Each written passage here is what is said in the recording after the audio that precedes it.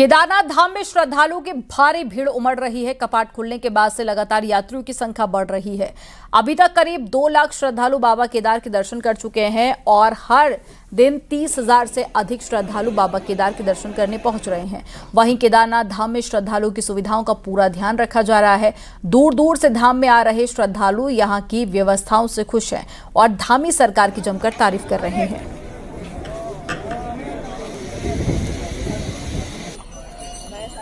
Normally 3 से 4 घंटे में आराम से दर्शन हो जा रहे हैं, क्योंकि जिस तरह से यहाँ जो दर्शन करने के लोग आ रहे हैं, एक जन सैलाब है यहाँ पे।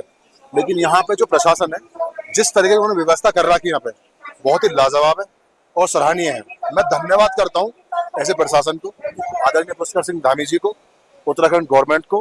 पर यहाँ पर गैस स्टोव, लकड़ी, चूल्हे सब जलाकर भाई बहुत बढ़िया व्यवस्था की गई है। किसी को बुखार नहीं सोने दिया जा रहा भाई। खाना उपलब्ध है, चाहे आप सुबह से लेकर शाम तक खाते रहे। ना पानी की किल्लत है, ना किसी चीज की किल्लत है। श्रद्धालुओं को देखते हुए भाई व्यवस्था बहुत बढ़िया की गई है, जैसे हर बार होती है। इस बार भी उत्तराखंड सरकार ने काफी बढ़िया व्यवस्था की है।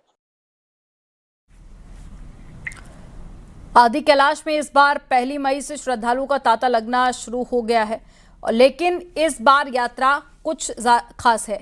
इस बार आदि कैलाश और ओम पर्वत के साथ में तिब्बत में मौजूद कैलाश पर्वत के दर्शन भी कर सकेंगे। आपको रिपोर्ट में दिखाते हैं।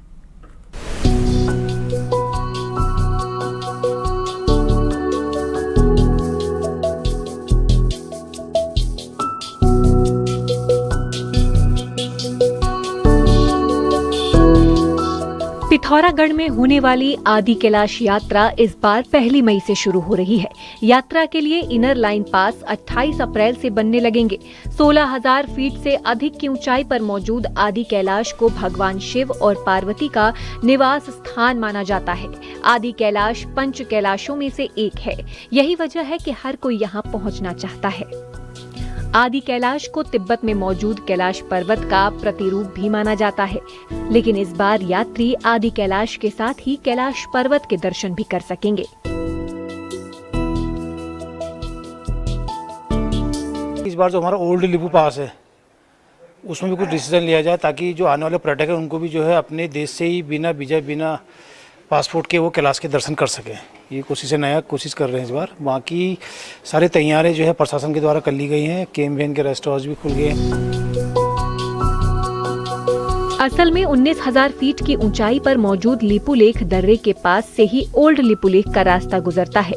ओल्ड लिपुलेख से तिब्बत में मौजूद कैलाश पर्वत का साक्षात दर्शन होता है। ऐसे में पर्यटन विभाग आदि कैलाश के साथ ही ओम पर्वत, कैलाश पर्वत और पार्वती झील के दर्शन भी यात्रियों को कराने का प्लान बना रही है। यात्रा की तैयारियों को लेकर सभी जरूरी विभागों की जिम्मेदारी भी तय कर दी गई है। यही नहीं, होम स्टे और होटल संचालकों ने भी कमर पूरी तरह कस ली है।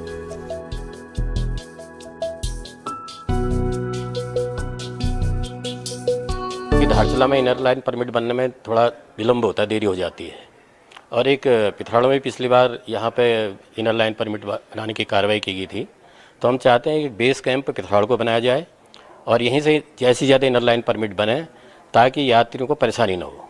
आदि कैलाश की यात्रा है जो प्रारंभ हो रही है 1 मई से, तो उसके संबंध में भी डिस्कशन किया गया है और इसको और बृहद स्तर से करने का लिए जो है सभी को निर्देशित किया गया है। और इसके लिए ILP जो इशू होता है, ILP इशू होने की प्रक्रिया भी जो है 28 तारीख से प्रारंभ कर दी गई है।